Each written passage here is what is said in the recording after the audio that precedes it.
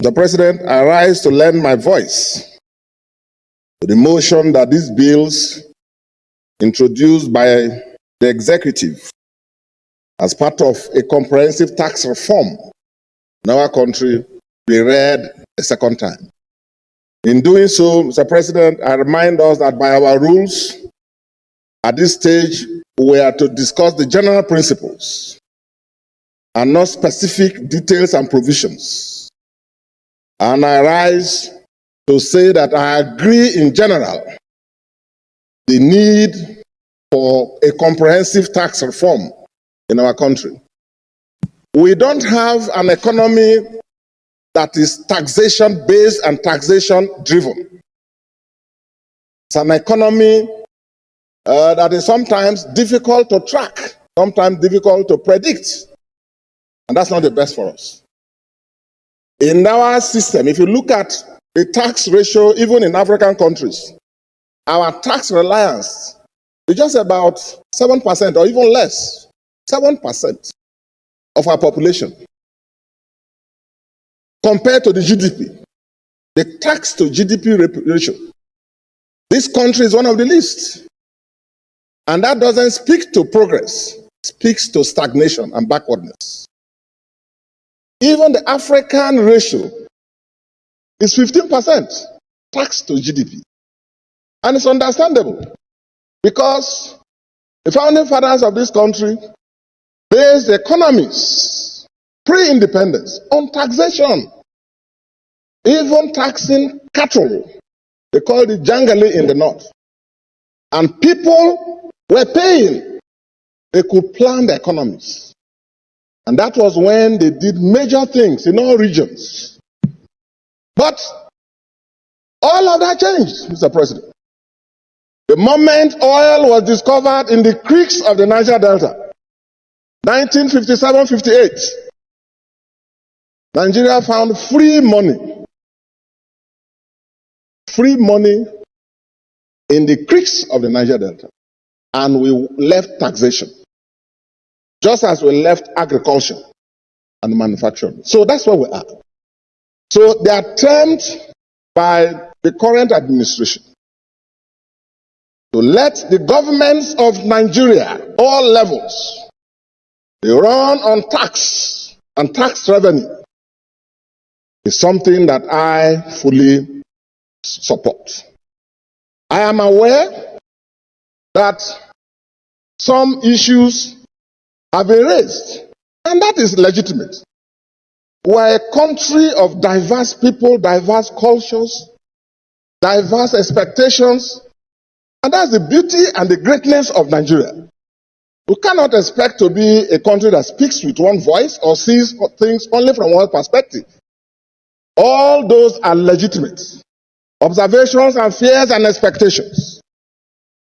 All we're expected to do is to harness all of this and enact laws in the national interest, which I believe, following our rules, after the second reading, at the committee stage, when the public hearing is held, everybody who has anything to say will be invited to say, as the chairman of the committee has said. Now, there are issues I am concerned with. Some of these issues that have been raised are also as a result of insufficient consensus building and consultation prior to the introduction. And it's understandable, as a former governor, why some governors express concern at the neck. That is legitimate. That consultation should have taken place. And I believe between now and at the end of our legislative activities, more consultations will happen. But that does not detract from the essence of the legislations that have been sent to us. For example, there is emphasis on derivation according to taxation. And the attempt now is to encourage states to be productive. And why not? A situation where states will abandon their core responsibility to create an enabling environment, attract investment, promote economic activities so that that state can boost its revenues. That's a good thing. That's not a bad thing. I am concerned from where I come from the experiences you and I have, where oil workers are flown into oil platforms in Akwa Ibom, in Eket and Ibuno, in Akwa Ibom, or flown into Bonny and other areas in River State, or flown into Brass in Bayelsa and in southern Niger area, and in Delta State in Ogola and Foropa, Ogola and Fokadus. We are interested that this is an opportunity for the payee taxes from those oil workers to be calculated and paid to the oil producing states where those activities are generated, as against being calculated and paid to where the head office is located, as has been the case, where the tax is registered.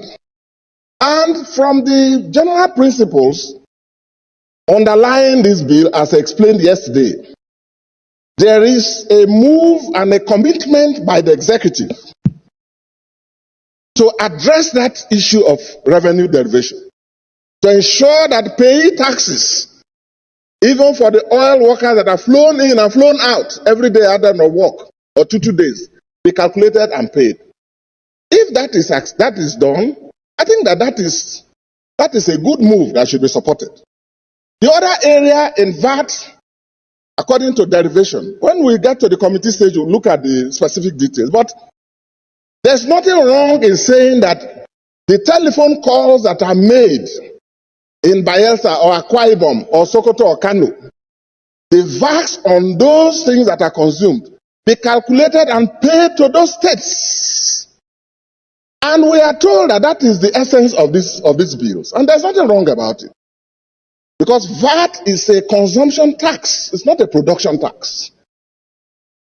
Those who are in the states who consume services, the VAT accruing to those should be calculated and paid. So I'm sure when we look at the details, we'll see whether there's enough mechanism to guarantee transparency and accuracy in terms of administration. Those are some of the things we'll fine-tune. So, Mr. President, this is a good move, and there is an effort also to reduce the burden of taxation on Nigerians. Corporate taxes by the proposal. You read the bills. There's a proposal to reduce corporate taxes from next year, reducing it from the 30% that it is currently to 25%. So that is a good move. And there's also a move to remove the people at the lowest level in terms of their salaries and so on, to exempt them completely from taxation. These are good things in this bill that should be encouraged.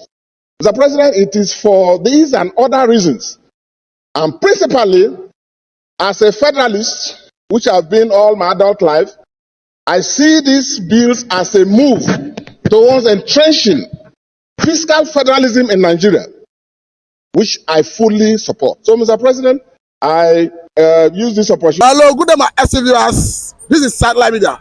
Mr. Raf Mbechi, in what looks like a Tinubu campaigning more than 1 year after the election, he's saying that with the right policies, Nigeria economic challenges is surmountable. He's preaching diversification, and this is a man who is in the saddle, who have the responsibility to fix the economy, the insecurity, and everything. And he's still campaigning that with right policy. Who is he telling to do the right policy? He's talking to himself, and also he's blabbing. You know, Tinubu is not ripe for Nigerian leadership. Political leadership is bigger than him. He is just there to answer present, sir, when they are calling people.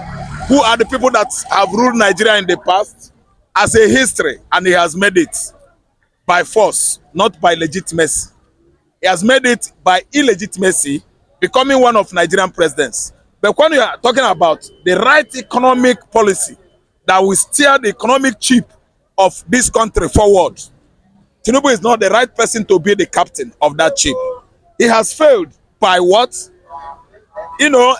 Forcing himself into that position. And we can see that it has slipped off his hands. Right from last year till today, when Tinubu was made Nigerian president, Nigeria has embraced lots and lots of hardship, lots and lots of economic changes to the level that Naira has dwindled into 1,000 plus, equivalent to $1. This is a man who have borrowed 6.45 billion US dollar since the inception of his administration. Nigeria is now a debtor country under Tinubu, and I'm telling you that World Bank very soon they will come here. China, the Chinese, they are coming. They have already seized our private jet, I think 3. So it is going to be another, Kenya issue, because there was a time I learned that China almost seized Kenya as a country. What will happen soon in Nigeria is that our railway corporation will be managed by China. Our airways, Nigerian Airways, aviation industry will be taken over by China.